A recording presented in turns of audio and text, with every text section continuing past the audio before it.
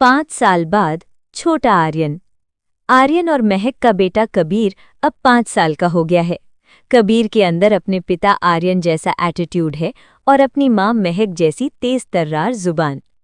एक सुबह आर्यन कबीर को स्कूल के लिए तैयार करने की कोशिश कर रहा है। बेटा, ये ब्रांडेड इटालियन सूट पहनो, आज स्कूल में फोटो सेशन है।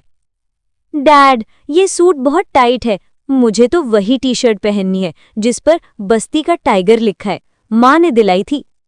महक पीछे से हंसते हुए आती है। आर्यन अपना सिर पकड़ लेता है क्योंकि उसका करोड़ों का वारिस अब बस्ती की भाषा में बात करने लगा है। कबीर अपने डैड की महंगी घड़ी पहनकर उसमें कंचे भरने की कोशिश करता है। शहर में एक नया अपराधी आया है जिसका नाम है शैडो।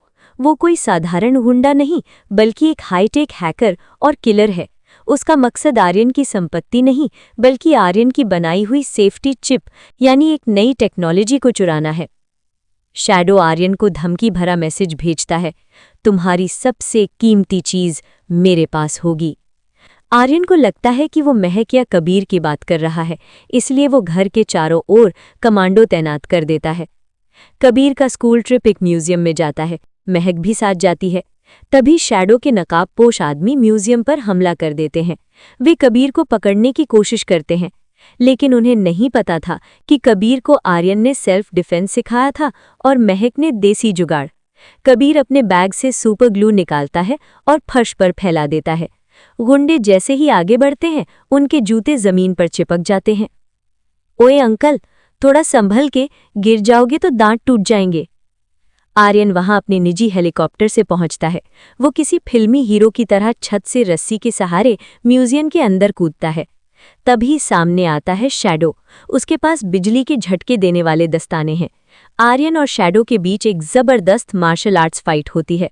आर्यन अपनी कोट उतारकर हवा में लहराता है और शैडो की दृष्टि भटकाता है। जब शैडो आर्यन को मारने आता है तो महक पास पड़ा एक भारी पुराना ढाल, म्यूजियम का हिस्सा, आर्यन की तरफ फेंकती है। आर्यन उस ढाल से वार रोकता है और शैडो को एक ऐसा सुपर किक मारता है कि वो सीधे कांच के शोकेस में जा गिरता है। तभी एक गुंडा पीछे से महक की ओर बढ़ता है, लेकिन महक अपने सैंडल की नुकीली हील से उसके पैर पर हमला करती है और उसे वहीं ढेर कर देती है। कबीर चिल्लाता है, गो डैड, गो मॉम, धुलाई कर दो सबकी। पुलिस आती है और शैडो को गिरफ्तार कर लेती है। आर्यन, महक और कबीर सुरक्षित बाहर आते हैं।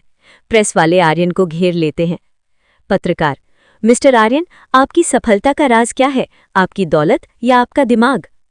आर्यन, महक का हाथ पकड़ते हुए, मेरी सफलता का राज न दौलत है न दिमाग। मेरी सफलता मेरी पत्नी की हिम्मत और मेरे बेटे की शरारत है। रात को घर पर पूरा परिवार बैठा है। आर्यन कबीर को अपनी गोद में बिठाता है। कबीर, बड़े होकर तुम क्या बनोगे? मेरी तरह बिजनेसमैन? नहीं डैड, मैं ममा की तरह बस्ती का राजा बनूंगा और गरीबों की मदद करूंगा। महक की आंखों में आंसू आ जाते हैं। वो आर्यन के कंधे पर सिर रखती है। महल की रोशनी और बस्ती के दिए एक साथ जल रहे होते हैं, ये दिखाते हुए कि प्यार के लिए कोई सरहद, कोई अमीरी गरीबी नहीं होती।